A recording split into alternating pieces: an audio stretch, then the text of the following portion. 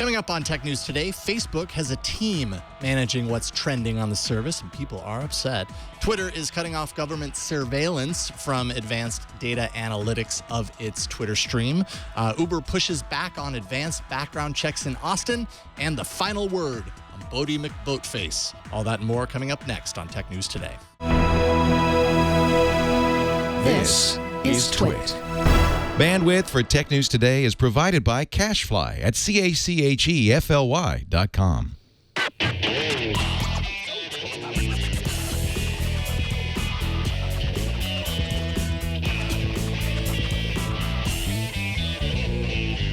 This is Tech News Today, episode 1509, recorded Monday, May 9th, 2016.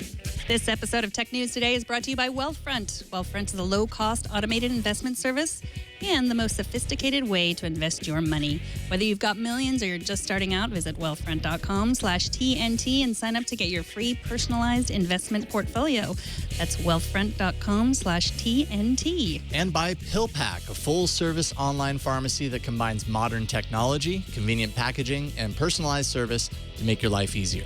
Visit pillpack.com/twit to save $20 on vitamins and OTCs when you transfer your prescriptions. Welcome to Tech News Today. This is the show where we talk about technology news as it happens, the day it happens. Down to the wire. Down to the wire. Mm-hmm. I am Megan Morrone. And I'm Jason Howell. It's good to be here. Did you have a good weekend? I did. I had a wonderful Mother's Day. It was excellent. Excellent. Did some running and being outside, and I'm glad to be back. Well, congratulations on being a mother. Thank you. And I deserve it. I'm looking forward to next month when I am congratulated for being a father. Yes. But yes, excellent. I'm happy you had a great Mother's Day. Joining us today, I'm super excited to get Russ Pitts on the show finally. How's it going, Russ? It's going very well, Jason. How are you? Doing awesome. It's great to have you here. I think the last time I did a show with you, I was producing TNT more than I was hosting it, and you were with Polygon. A lot has changed in the last couple of years, Russ. Yeah, a lot has changed. You're in the big chair now, and I'm not at Polygon. We're going to talk a little bit about that a little bit later, but we've got a bunch of tech news to kind of talk about for today's show, and you're going to join us for the ride. So, Megan, kick it off. Let's get started. A report by Gizmodo says several journalists hired as news curators were routinely asked to suppress conservative news at Facebook. They were also asked to insert news into the trending section on Facebook, even if that particular news wasn't trending. A spokesperson for Facebook has told BuzzFeed that they are taking these allegations very seriously, but they do not outright deny that they've censored stories from Breitbart and the Drudge Report in their trending topics section. So I have some things to say about this. What do you guys think? Russ, let's start with you. What do you think about this news? I think this is a bombshell. Having worked in internet media for 10 years, I can't tell you how much energy and how much money has gone into from websites has gone into trying to guess how these algorithms work and get content actually onto Facebook, where more and more people are consuming web content these days. It's no secret that Facebook has been taking over, more and more share of the way people find content on the web. It's almost like, I know Reddit calls itself the front page of the internet, and maybe for a certain demographic it is, but for more or less everyone else, Facebook is the front page of the internet. So just the idea that those results are being tweaked by humans in and of itself is massive. That basically means that what Facebook has been telling us about how these algorithms work is kind of, I don't know, is lie too strong of a word? I guess that's more kind of accurate though, right? And then the idea that these editors, which is what they are actively suppressing certain stories. It's huge. I'm blown away by this. What's the difference between what Facebook is doing with its trending kind of section and what TechMeme does on a daily basis? I mean, that's human curated as well, right? There are people behind the scenes of TechMeme that are pulling it's a decision. It's an active decision made by someone to say this is an important enough news topic to feature on our site. How are they different? What would you say to that, Russ? I don't think it's different at all. I think the only difference is in how Facebook has presented what it's doing. And I think ultimately there's no difference from what Facebook is doing to what any news outlet will do. Facebook doesn't have journalists working for it, or at least as far as we know. But that's how news organizations work. Is there's people in charge. There's a masthead full of people who have opinions and political leanings, and they generate news and curate it based on how they see the world. To hear that that's what Facebook is doing, in a way, isn't surprising because that's how news is curated. But it is surprising because Facebook has never acknowledged that it does this. Well, yeah, I think that's the thing. I've been hearing grumblings about this. Like, I think somebody posted, like Facebook is hiring journalists. Like, what does that mean? And then it's like someone else said, like, well, if you're working for Facebook in this way, you're not really a journalist. So I think that's part of it. They were hiring people to make a decision. So then you have bias. I mean, if you have a person making a decision, you have bias. We have bias. Like every day, like when there's no computer that picks the stories that we pick every day, it's our bias. And so, I mean, to some extent, it's like, well, you want to listen or you don't. You get that to choose that. But we are also not Facebook. We're not. Presenting it as one thing and it ends up being another. I mean, the flip side to this, just to play the devil's advocate, is that even if it's decided by a computer, doesn't necessarily mean that it's unbiased either. Right, exactly. Algorithms are created by humans, yeah. And as such, the code, all the code that goes into there, the numbers that are chosen to create that code, all that's decided initially by someone, and there's an inherent bias to that as well, to how the computer makes its selections and weighs different options and says this is more important than this. I mean, there's a human behind that. Yeah, or Google search is biased. I mean, that's the other thing. I mean, things get removed and someone at Google gets to make that choice. I mean, it's very seldom, but they do. And, that's just something we have to accept, I think. But yeah, I don't know. I think there's more to this story coming, probably. For sure. Yeah, and it's been bubbling for a little bit. I think news kind of first started hit. I think there was an initial Gizmodo article last Thursday or whatever, and then it just kind of, snow. You didn't know whether it was just going to be done there or snowball over the weekend, which is exactly what it's been doing. It does kind of point out something that's, another thing that's worth talking about in this regard, which is that companies like Facebook and Google, similar to what you're saying, they have intense influence over a lot of people, whether they, and I'm sure they do, but whether they realize it or not, and whether we realize it or not. Like, here's kind of an irrational, I realize, but disconcerting realization that I had. So Facebook tailors who you see in your feed based on how you use it. So they're actively making a decision who you're in touch with and who you care about versus not. Facebook tailors the news that you read on trending. If you're really tied into the Facebook reality distortion field, if you want to call it that, over time, Facebook basically can, to a certain degree, influence who you are and what you care about. Not only just the news that you follow, but also the people that you care about. If you don't know that, Joe Schmo is going into surgery on Thursday because Facebook didn't tell you, that could affect your relationship with them if you've put all of your eggs into Facebook's basket. I don't think that's paranoid at all, Jason. I know they got into hot water a few years ago when they released the results of a study that they had been conducting internally to see if they could manipulate people's emotions through how they curated the site. I think the idea that a company that has acknowledged it plays with your emotions and how it curates its site, and it has not acknowledged that it actively curates what news shows up on your feed, I think there's some reason to be concerned there. And I would hope that what comes out of this story is at least some more transparency at Facebook about what they're doing and how they're doing it. Yeah, absolutely. Because, the story is coming from these journalists that they hired.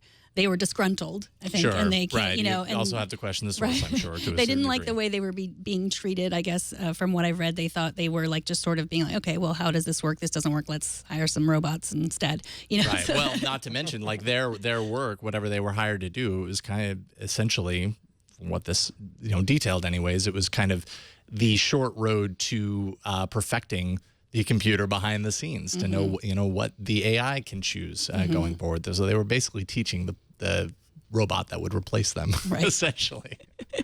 The future.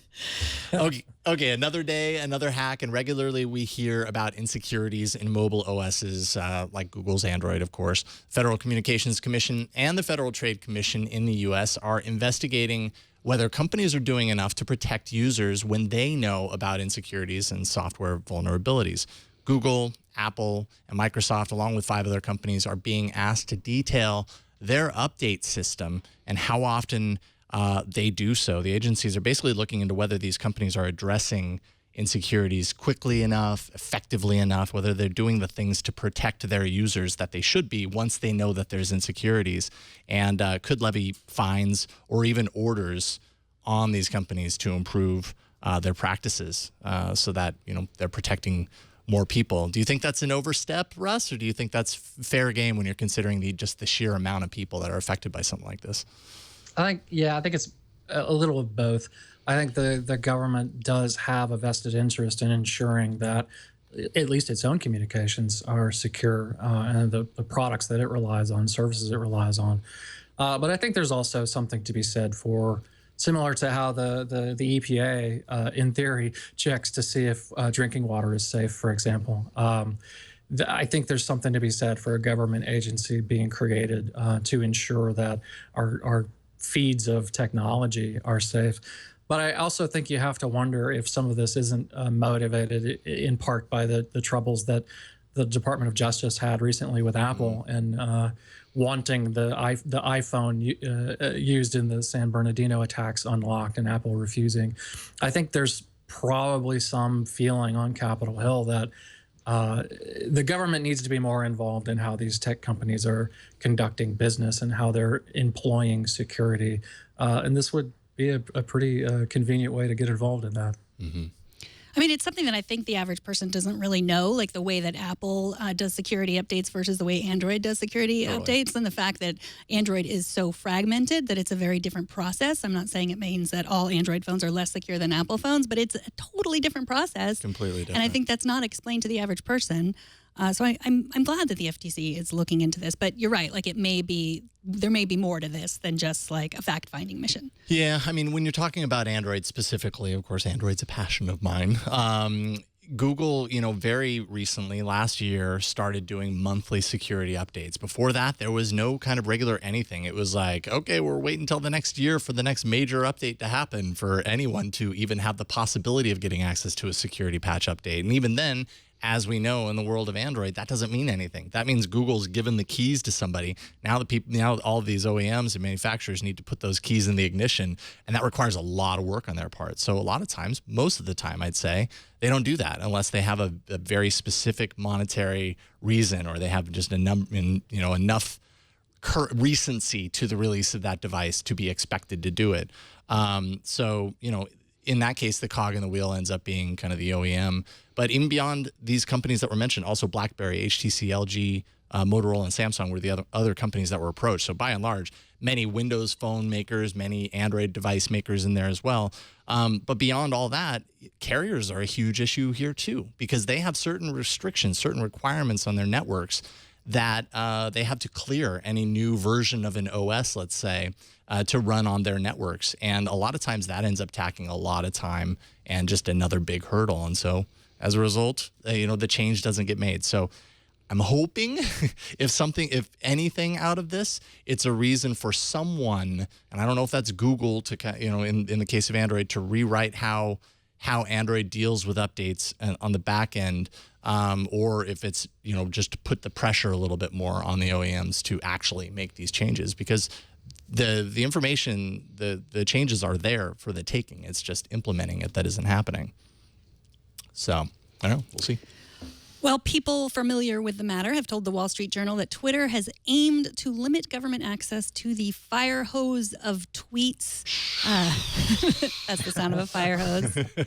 Thank you for the sound effect. I expect little tweets in there too, but I couldn't do two sound effects at once. I'm sorry. I can do the tweets. Okay, good. That's Thank the you. sound. He says we don't take care of our audio listeners. Now, Twitter has done this by asking the company Data Miner. That's a company charged with analyzing all of Twitter. Twitter has asked them to cut off access to the CIA, the NSA, and other government surveillance organizations. So this is an interesting one. I mean, this is another one like the Facebook story. They're kind of going back and forth and making statements. But yeah, I mean, and also has ties to the Apple iPhone San Bernardino government thing. So what do you guys think about this? Well, go for it, Russ. I saw you go first. Go.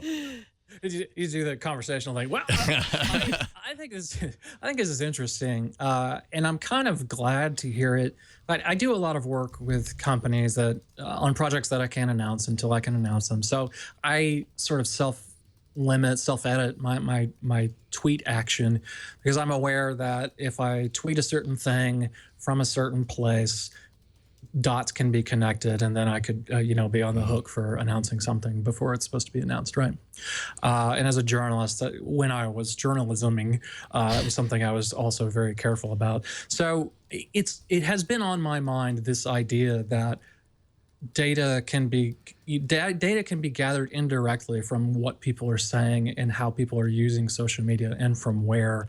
And I think that the more the government tries to use these social media services to solve crimes or to prevent, tragedies or terrorist attacks or whatever, I think the more, this was funny because this was in the news back when, Megan, when you and I were at Tech TV, when they first started up these NSA projects to siphon all this data from the web. They're still doing it. And you can't really argue against the need for that. But I think there's a huge opportunity for people to collect data and draw conclusions from social media usage that you wouldn't necessarily want, or you wouldn't necessarily give someone permission to do. I think in light of what we were just talking about with Facebook, I think it's actually really great to see the other direction, right? To see Twitter actively taking steps to make it harder for government agencies to directly or indirectly breach your privacy.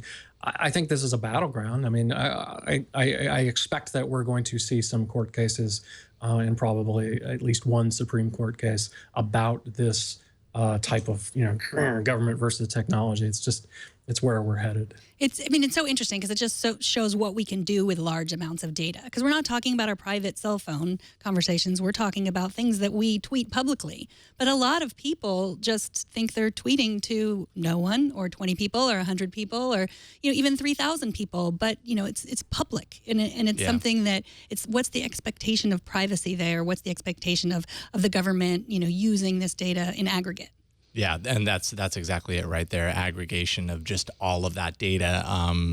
Basically, what Data Miner is doing, is it's looking into not only just the information that's pulling from the fire hose, because the fire hose, as we've said, a few times now, is fully public, but it's analyzing patterns in all of that information, analyzing geolocation, similarities and all that kind of stuff to be able to pull out and make inferences based on the data that they get. What I'm wondering is, and realizing that it's easier to just go to Data Miner that's already doing this, and obviously they're doing a great job. But maybe if the U.S. intelligence agency needs access to this, the fire hose is publicly accessible. Create your tool. Create a tool that does exactly what you need to analyze all this stuff, because it's there and anybody can do it.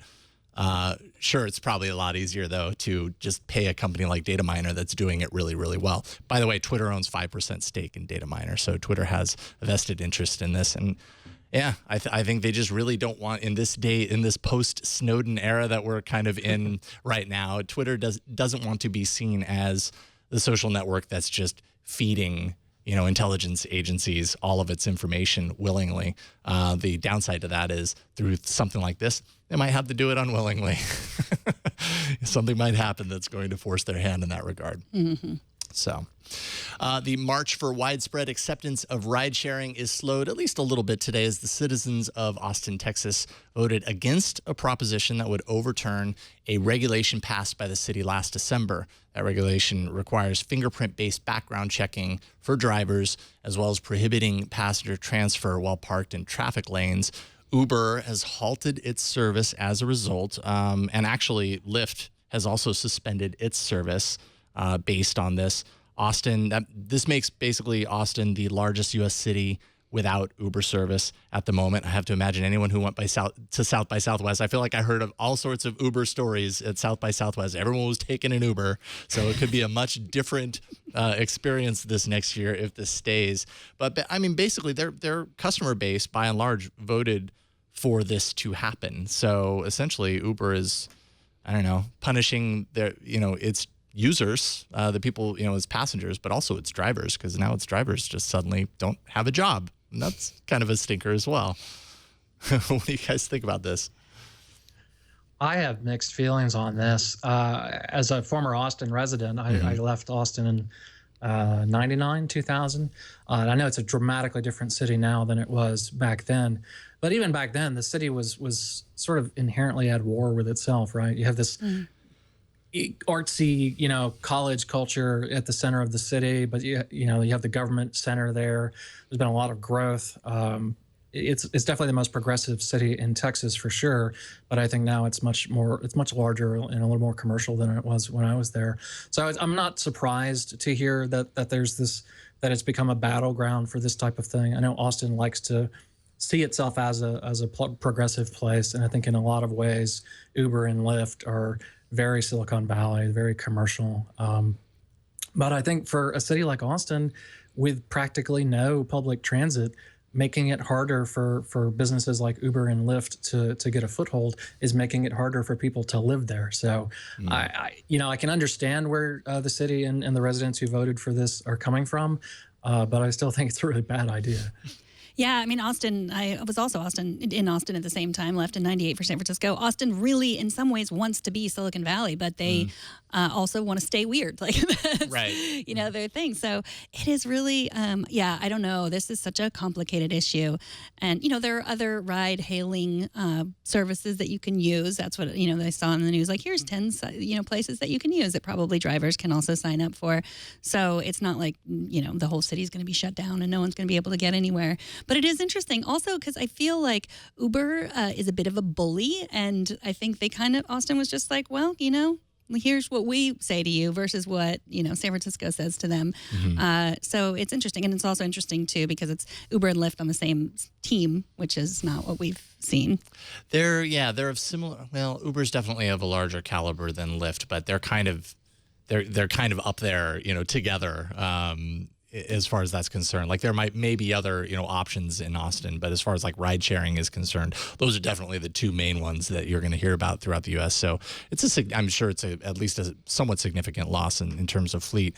I think another part of this, from everything that I was reading, could possibly kind of point back to the ruling that we heard a couple of weeks ago about Uber winning its class action lawsuit, so that its employees, so that people who are driving for it aren't considered employees; they're considered independent contractors. Doing things like requiring fingerprints could be seen as something that an employer requires of their employees. And, in terms of the IRS, what they feel like they need to see in order to know whether someone should be an employee or should be a contractor is, these lists of requirements. What is the person that's supposedly working for you required to do? And a fingerprint's a pretty large requirement. Uber has, I think, only does fingerprints, and based on requirements at this point of Houston and New York City, it's threatening to leave Houston for that requirement if it isn't lifted. I imagine they're not going to leave New York City because that's just such an insane market for that. Well, I don't know. I mean, I think that it's very different from San Francisco because the New York City cab companies are so much more ingrained that It's been hard for them for a lot of reasons in New York City. I mean, it's just like you get used to how easy it is in San Francisco and even Las Vegas. Like it was hard for us. Like they're just like, oh yeah, you get your Uber over there, and it's like they're just leading you the other way because the hotel owners, the establishment, and the cab drivers have been working together. I don't know. It's really complicated because I applaud people who can have super flexible jobs that they can work when they can work. But I've said this before. I think there needs to be a different, a different employee. Qualification level, like not a freelancer, not a full-time employee, something different because it's really expensive for a free-time employee, a full lancer, a full lancer. And I don't want to make it sound like I'm glossing over the safety issue either. I still think it's a bad idea, but I do support more background checks and making the drivers of these services more accountable because there are legitimate safety issues. And I actually, I do a lot of traveling with people I work with, and I do a lot of traveling with my wife, and whenever we're separated and she needs to take an Uber back somewhere, I always encourage her to take the black car instead of the Uber X, because at least there's, that extra sort of layer of accountability with a black car, right? Because some bad things do happen in Ubers. And I can understand the company wanting to make it easier to recruit drivers and make it easier for drivers to make a living, and of course pursue its business interests, right, and try to avoid having to do things that make it hard to maintain that freelancer status quo. But I would actually like to see them taking safety a little more seriously and not so vigorously fighting these safety measures. Yeah, they say their background checks are better than those required by the city anyway. So that's what Uber says. I don't know if I believe it. There you go. Well, today we mark both a huge win and an enormous loss for internet-based crowdsourced creativity. First, the loss. Boaty McBoatface was, of course, the name chosen by the internet, by us, by you and me, for a polar research ship. However, it will be named after the naturalist David Attenborough instead. I'm sad. But take heart, because CNET has crowdsourced a sci-fi novel. It's called Crowd Control. It's available now. It should be called Crowd McCrowdface Control, but it's not. Is the book about the crowdfunding or what? No, it's a crowdsourced novel. People wrote it all together. Oh, okay. So I guess it's good for the crowdsourced community, but has nothing in there is going to make Boaty McBoatface voters. No, totally much separate. happier. The very Okay, loose all right. connection between these two stories. I was like, wait a minute, Except did they both- write a book about Boaty McBoatface already? No. No, it's a crowdsourced sci-fi novel Got it. written That's by cool. CNET readers and hopefully writers. Yes, someone in there. If you're holding out hope for Boaty McBoatface as a name of a vessel, it's still happening. It's not happening for the main boat, but attached to the boat is like a subsea vehicle or remote operated subsea vehicle for data sample collection, and that ship is indeed going to be named Boaty McBoatface. So it's the one that you don't see because it's always underwater. There's also a petition at change.org you can sign to have Richard Attenborough, is that his name? Yep. Is it the change David. his name? No, sorry, David, not Richard Attenborough, different Attenborough. Different Attenborough. David Attenborough change his name to Boaty McBoatface, which is one way for us to go about this. I don't know. Do you feel relieved that we at least have a vessel named Boaty McBoatface, or is this not good enough? I tell you what, I'm really looking. Well, for one, I'm looking forward to reading Novel McNovel Pants. I think that'll be a good read, and I'm willing to take that as a victory for crowdsourcing. As far as the boat goes, yeah, I don't care. Whatever. Just collect your data. Get on with it. Yeah, I'm a little disappointed that the British government, didn't want to go along with what the people decided, because I mean, like on the one hand, you had to expect, right? I mean, how can you? I think it was a good life lesson for the British Admiralty, but I would have liked to have seen them go ahead and paint Boaty McBoatface on that majestic vessel. That would have been really sweet. Would have been nice. I feel like Boaty McBoatface and Tay are like friends somewhere. And they're friends of internet lessons learned the hard way. Yes. Yeah, exactly. All right. Well, after the break, Russ is going to talk about sex, drugs, and cartoon violence, because that's the name of his book. But first, let's take a minute to thank Wealthfront, the sponsor of this episode. Wealthfront. You invest for the long term for you or your family's financial health, but trying to do it yourself, especially the right way, is complex and time-consuming. Luckily, there's Wealthfront. Traditional advisors charge huge fees, between 1% and 3% of what they manage. But with Wealthfront, you pay 0.25% a year. That's 25 basis points, zero commissions, and no hidden fees. That's less than $5 a month to invest a $30,000 account. There are no additional charges for any of Wealthfront's services. You can get started investing today with as little as $500. Unlike other financial advisors, Wealthfront won't bog you down with dozens of questions. They've simplified their risk identification process, which allows you to begin investing sooner.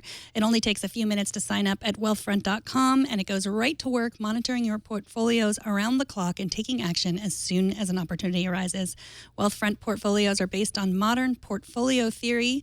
They're designed to adjust according to your personal risk tolerance while staying diversified and tax efficient.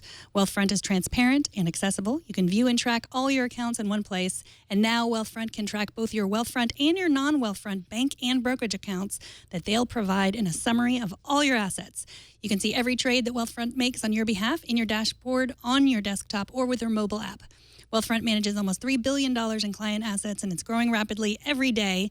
What are you waiting for? Invest in your future today with Wealthfront. Visit wealthfront.com/TNT to sign up and get your free personalized investment portfolio. You'll see the customized allocation they've recommended for your profile. And just for Twit listeners, if you sign up to invest, Wealthfront will manage your first $15,000 entirely free of charge for life. Join the many Twit fans who have seen huge success with Wealthfront and claim your offer today at wealthfront.com/TNT. All right, we're going to change things up a little bit for this second segment. We're going to talk with Russ about his book. There aren't many times we get to talk about a book that has a title like Sex, Drugs, and Cartoon Violence, My Decade as a Video Game Journalist. If that title doesn't pull you in right there, I don't know what's going to work for you. So first of all, congratulations. This released back in March, right? That's right. Yeah, I released it back in March. Wrote the lion's share of it last summer and fall. And then worked with my editor, just taking it back and forth and put it out this spring. That's fantastic. Well, congratulations for getting that out. For a little background for people who don't already know, share a little bit, I guess, kind of your career highlights, what has kind of helped to fill the book with your time in the gaming industry. Sure, yeah. Part of why I wanted to write the book was just that realization that I'd been doing this one thing for 10 straight years, which for me was kind of novel. I've been kind of a job hopper for most of my career. I like to say I try to avoid having a real job, and for the most part I've succeeded. I was at Tech TV with Megan. I was a producer on the Screensavers for 2000 and 2001. In 2002 I left Savers, went back moved to the East Coast, went back to the theater industry where I was working before I joined Tech TV. About 2006, I started writing about video games. Realized that I could combine those two things. I like to write and I like to play video games, and it hadn't really ever occurred to me to try doing both simultaneously. And I did. I made a career out of it. I worked for a place called The Escapist for a while. Which was much different. It still exists, but it's much different now than it was when I was working there. I helped develop their video program at The Escapist. I'm probably best known for some video creator types I hired to work there. I hired a guy named Yahtzee Croshaw to do Zero Punctuation at The Escapist. Jim Sterling, a comedy group called Loading Ready Run, a bunch of independent video creators that I gathered and sort of built into a program there. We won a few Webby Awards at The Escapist, 5 of which we won when I was editor-in-chief. I mean, you were doing a lot of video content there before, we're kind of in the age of YouTube, and YouTube stardom is such a common thing, but you were doing a lot of video content before a lot of other people were. Yeah, we spun up our video program actually right around the same time that YouTube was being created, and back then YouTube was not very good. It's synonymous with web video now, but when it first started, it was shaky, man. It was really shaky. So there were a lot of different options for putting video on the web, and most websites like The Escapist used either home-baked video players or one of a variety of services that had spun up alongside YouTube, most of which no longer exist. But yeah, I don't want to say we created that mold, because I think a lot of people were doing what we were doing simultaneously, but we did carve out a niche for ourselves, at least within the gaming industry, of creating stars out of people who were just making videos out of their living rooms or whatever. So we're a little bit ahead of our time. We were similar to what we were doing at Tech TV. We were way ahead of our time there. Live via webcam was a thing we did in 2000, which nobody had ever heard of in 2000, and it's pretty common now. Like, we're doing this show live via webcam, right? But nobody did it before we did it. And it didn't look this good back then either. It was literally a webcam. And we didn't look this good either, right? That's right. We and webcams have both gotten better with that. Yeah. One of the other things I did at Escapist that I'm really proud of is what I had ended up carrying on at Polygon, where I went afterwards. Was this idea of a sort of a magazine style story about people who are involved in video games or who make video games. I think a lot of times with the video game media, you see stories about technology, which is great, or pixels, which are great, but behind every video game is at least one and sometimes thousands of people who work, day after day and pour their heart and soul into creating this thing that we enjoy.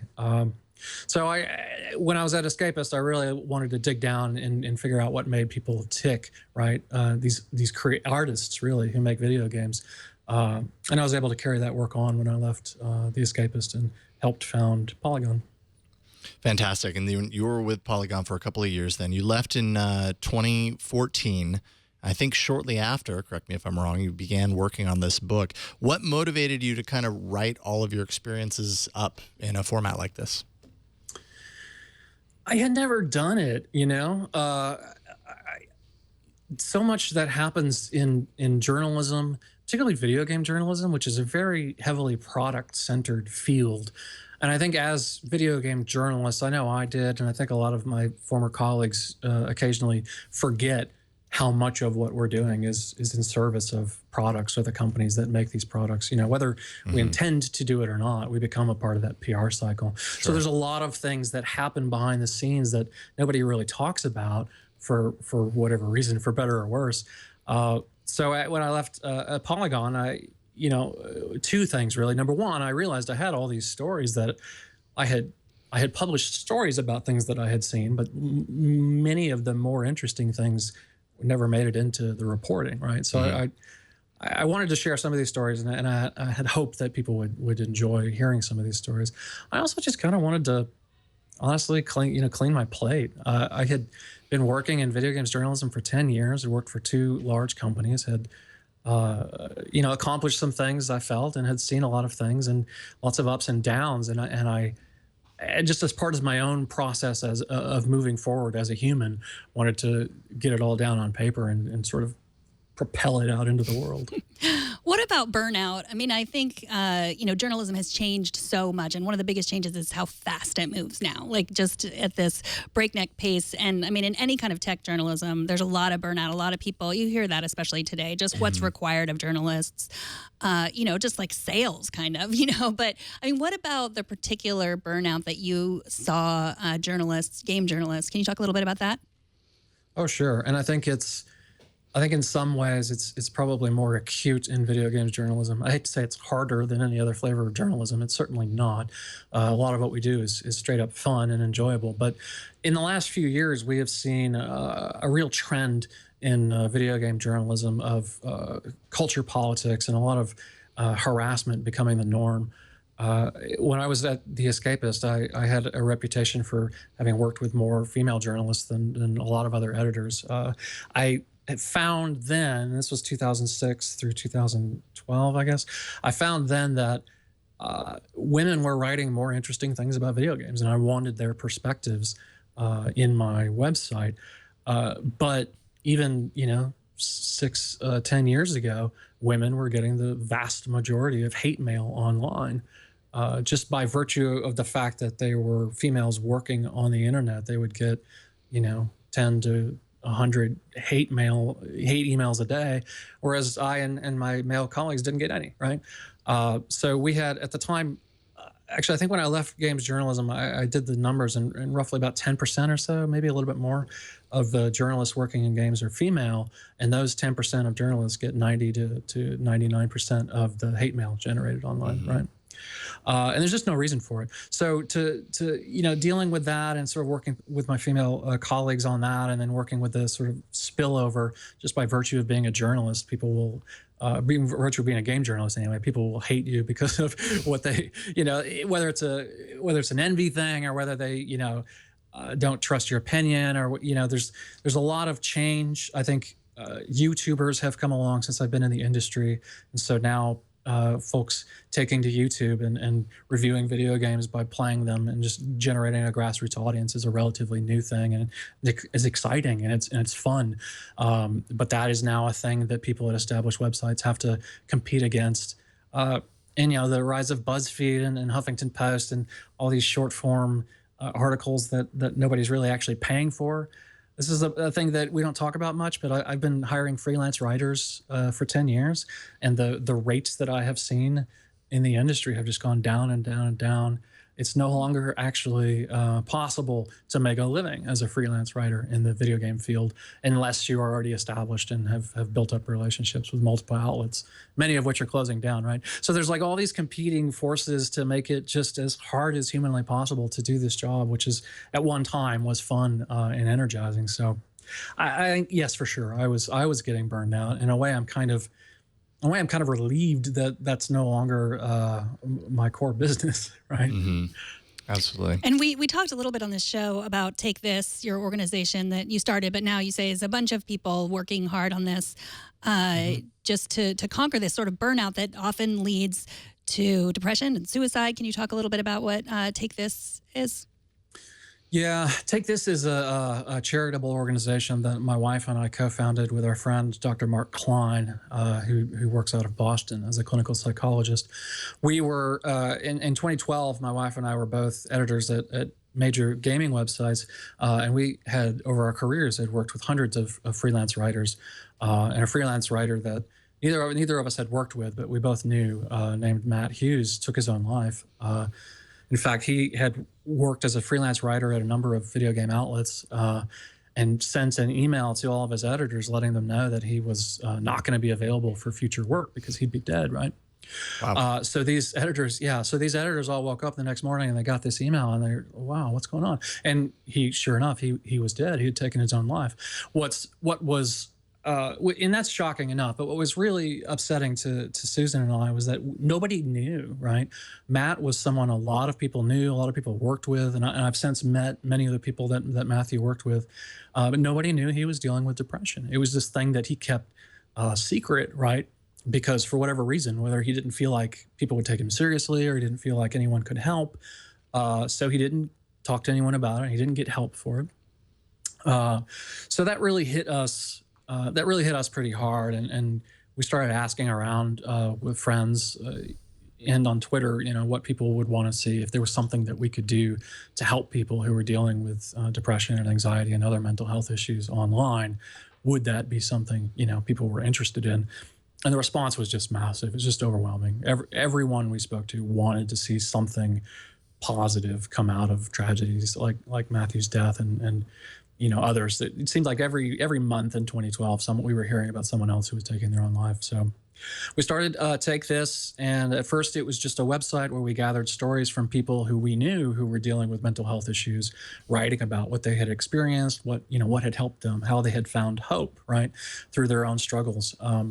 Since then, the organization has now grown. We do programs like the AFK Room, we call it, at major gaming conventions and other conventions where we actually bring clinicians, doctors from the local area to an event like PAX or QuakeCon, where folks maybe are gathered in large numbers and might be dealing with mental health issues brought on by stress or anxiety or whatever.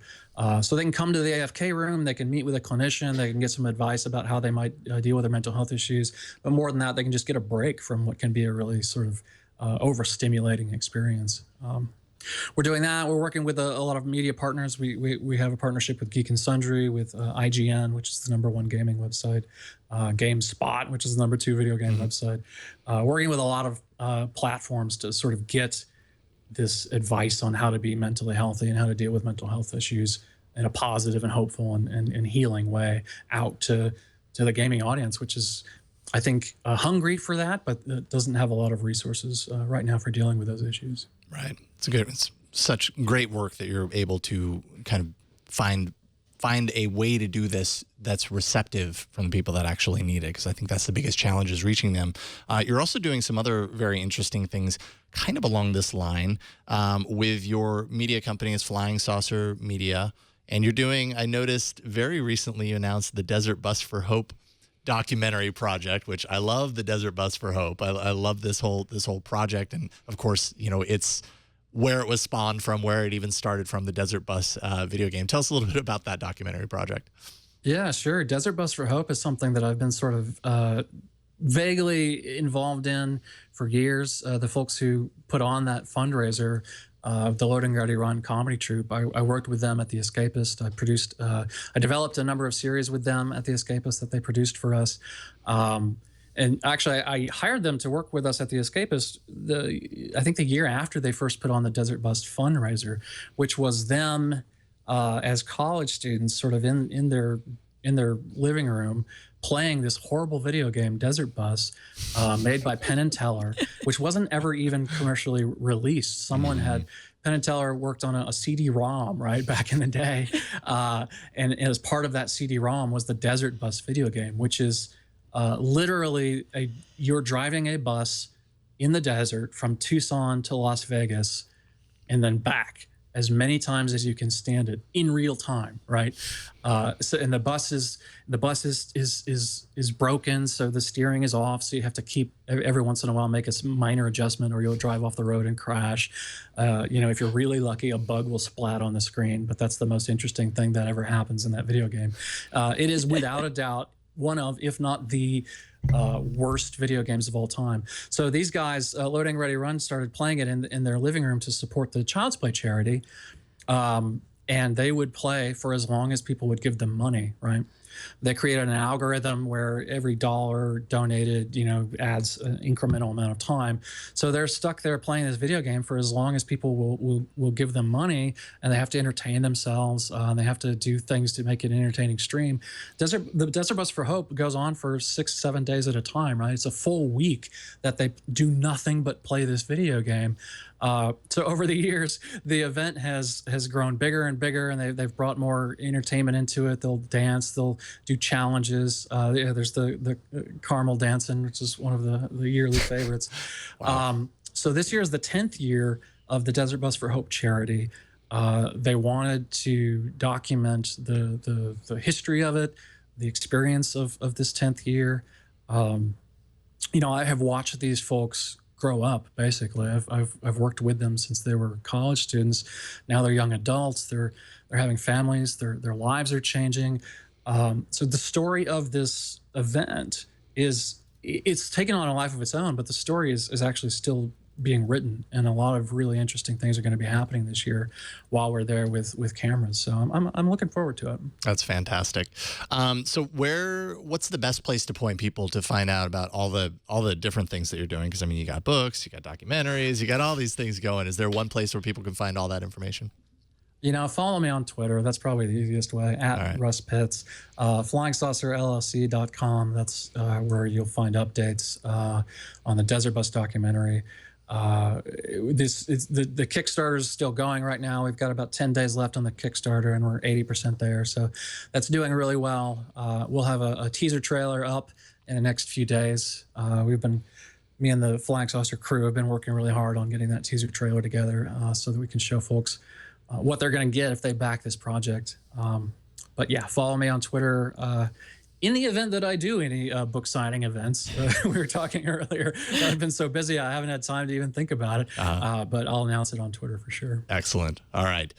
Stick around, because we definitely have a story about games and cows. That's all I'm going to say right now. But I want everybody's opinion on this, because it's important stuff. But first, we got an email. We do have an email. Last week when you were gone, we talked about this new Michigan law that says that anyone caught hacking their car could go to jail for life. Oh. Kate from Ann Arbor writes about that Michigan car hack law. She says, please let people know this is a proposed law. We have more than we can deal with now. So, okay. All right. So just a proposed law. But yeah, it's kind of a silly one. All right. So hack away, I suppose. No, I guess. No. Well, if you're trying to find a security vulnerability in your Tesla again, then yes, hack your Tesla away. There we go. But if you're trying to make someone else's Tesla crash, don't do it. Yeah, don't do it. That's very simple. Be kind. Don't hack other people's cars. All right. So coming up, we've all heard of winning coins and jewels when we play mobile games, but what about winning cows, as in winning an actual real life cow? We'll talk about that in a second. But first, let's take a minute to thank the sponsor of this episode, and that's PillPack, a full-service online pharmacy that'll make you wonder why you ever even settled for a traditional pharmacy. You didn't even know there were other options out there. Well, I'm here to tell you that there is. PillPack is that solution. You'll never have to wait around for your prescriptions again, sort your own pills, chase down your doctors for refills. You're not going to have to do any of that stuff, because PillPack does it all for you. They make it super easy and convenient. Their pharmacists take care of everything for you, PillPack uses advanced technology to do the things that they need to do, like sort all of your medication and your vitamins by the date and time that you'll need to know in order to take each dose. You can also order inhalers, creams, diabetes supplies. All of it comes refrigerated in easy to open packages. They make it super easy for you, and they ship it for free. Shipping's always free. The pharmacists are available 24/7 so that you can speak with them from the privacy of your own home and if you're on the go. So there you go. PillPack has truly designed their pharmacy to make your life easier and have very quickly disrupted the pharmacy industry. What's great is that PillPack is compatible with most major insurance plans, including most forms of Medicare Part D, and their service is free. That means you only pay the copays set by your insurance provider. Here's what you should do to check out PillPack for yourself. Visit pillpack.com/twit. You can sign up right now. It only takes 5 minutes to get started. And when you use our link and transfer your prescriptions to PillPack, you're going to get a credit for $20 worth of vitamins and OTC. So check it out. See what it's all about. That's pillpack.com/TWIT. And we thank PillPack for their support of Tech News Today.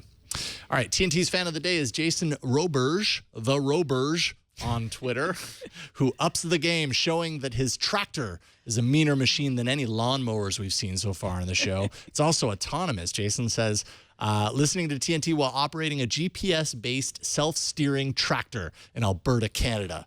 So the bar has been raised, all you lawnmowers out there. So he could watch the show then. Yeah. He doesn't have to just be listening. Aren't you supposed to not do that, though, like when you're in an autonomous vehicle? Doesn't look like there are any people out there. That's true. That's true. You just might kind of not make a straight line, while you're farming. I don't know. Show us how you watch or listen to TNT. Just record a video, take a picture of yourself or your setup, and post it on Instagram, Google+, Twitter, or Facebook, and use the hashtag #HowIWatchTNT, and we'll find it. Geek.com says that a Tunisian app called Bagra donated a free cow to its top-ranking player. Makes sense since the game involves protecting a herd of cows and stealing cows. The cow was only offered to people who live in Tunisia, so it did not need to be beamed up by UFO like you do if you were actually playing the video game. What do we think? In-app cow purchases? Is this a new thing? Should I guess the better question is, should games have actual payout, Russ? What do you think? Well, I think games should actually have actual payout, but then I think that's gambling. So yes. That's a whole other thing. I would say, though, I'm totally against animals, as that would present a problem here in the house. My wife is much more serious of a gamer than I am, and has a fondness for animals of all kinds. So I can easily imagine that turning into quite the problem for us. So yes to payouts. No to animal payouts. No bovine rewards. Yeah. I don't even know what cows eat. Do they eat things? I don't. Does it They eat things. They eat grass. Yeah. Grass. Yeah. Okay. Well, we have grass. I love this. That'll work. In order to get the cow away, they brought just like a standard flatbed truck. When they finally get the cow in there, like I fear for the cow. Like, I understand what they were doing. It was a successful promotion. They got a winner. Right. And we're talking about it. Yeah, but that looks dangerous. That's not safe. I don't know if I approve. But then I guess I'm not in Tunisia. So She looks happy. yes, exactly. She looks very, very happy. Well, Russ, thank you so much for joining us, telling us about your book and all your projects. It's been great talking to you. We really appreciate it. Yeah, thank you. Yeah, thank you both. And it's good to see you again. It's good to see you both again. And I appreciate you giving me the opportunity to talk about all these ridiculous things I'm working on right now. Well, thank you so much. And someone else wants to say thanks, too. Hey, Russ, how you doing? See ya. Leo, wrap it up. Wrap it up, Leo. Do you remember when he used to say that? Do you remember? You miss Russ in your ear? Now we have no one in our ear, which is why we are always on time. Oh, yeah, totally. Yep. We still have eagle spit. We still got eagle spit. He had to bring up the eagle. Eagles. You started it. You started it. See you, Leo. Thank you so much, Russ. Thank you, Russ. And it's Russ Pitts on Twitter, @RussPitts. All right, thanks, man. Take care. All right, tomorrow's guest will be the return of Becky Worley. The triumphant return of Becky Worley, actually. Always excited to get Becky back. TNT records live every Monday through Friday at 4 p.m. Pacific, 7 p.m. Eastern, 12 a.m. UTC at twit.tv/live. You can be a part of the show by emailing us at tnt@twit.tv or leave us a short voicemail, 260-TNT-SHOW, and you can find us on Twitter. We are at Tech News Today TV. You can subscribe to the show at iTunes or Stitcher or wherever fine podcasts are given to you for free. You can find all the ways at twit.tv/TNT and subscribe to our newsletter. Get that at twit.tv/newsletter. I am Megan Morrone on Twitter. And I'm at Jason Howell. Thanks to our technical director, Anthony Nielsen, and all the folks who help us produce this show every single day. Greg. And thanks to us, thanks to you, actually, for talking tech with us today. We will see you tomorrow. Bye.